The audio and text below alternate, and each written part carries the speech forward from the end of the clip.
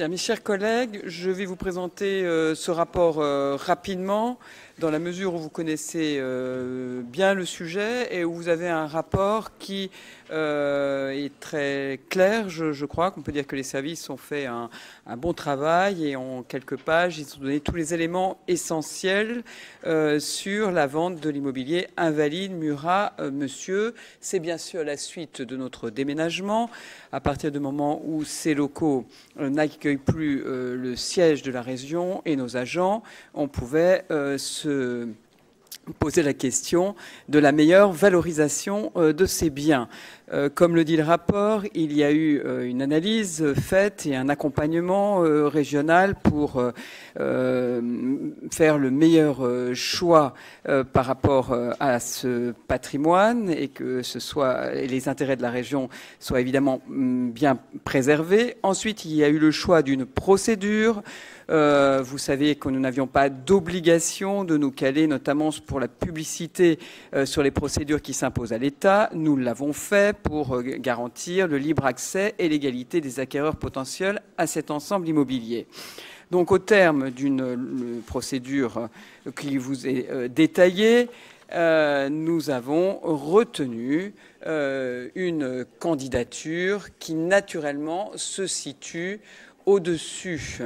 Enfin, naturellement, ce n'était pas simple à obtenir, c'est parce que le travail a été fait, mais nous avons la satisfaction plutôt de vous présenter une cession qui se fait au-dessus du montant de l'évaluation des domaines. Les domaines avaient évalué à 172 millions d'euros la cession d'Invalides. Nous avons retenu une candidature à 176 millions. Cette candidature, vous l'avez vu, ne se situe pas dans la continuité de l'activité, mais présente des transformations des lieux qui amènent l'acquéreur à réaliser les logements sociaux imposés par les règles d'urbanisme de la ville de Paris.